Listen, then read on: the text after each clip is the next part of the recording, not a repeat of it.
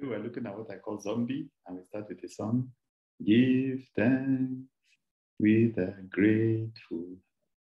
Give thanks to the Holy. Give thanks because it's given. Jesus Christ, His Son.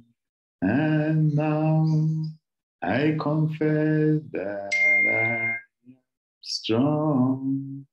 I confess that I am rich because of what the Lord has done for us. Give thanks. We have lots of issues with primitive acquisition and materialism.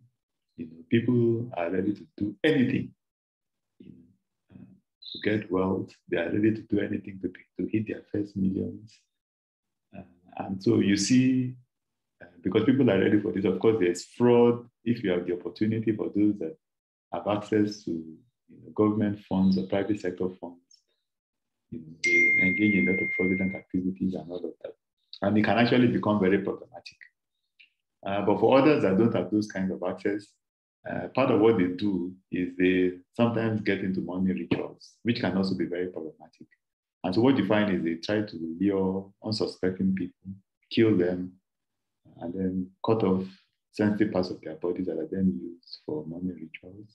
Or if you look at the title of our podcast, Zombie, sometimes they turn someone into a zombie, lock them in a closet or in a room, where they become like an ATM. Every time they call the name of the person, according to the stories, the person will then start to dispense money that they can then use. So they basically have untold riches.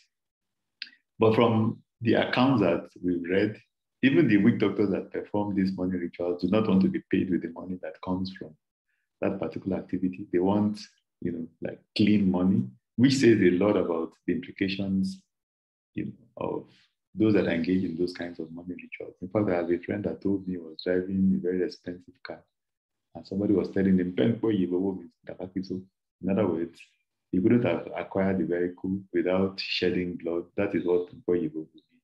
They take it away from my side, this thing that you got from blood money or from money ritual. So it can be very problematic.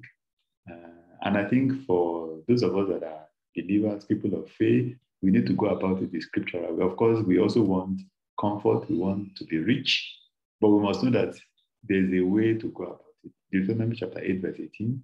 And you shall remember the Lord your God, for it is he who gives you the power to get wealth, that he may establish his covenant, which is swear to your fathers, as it is this day.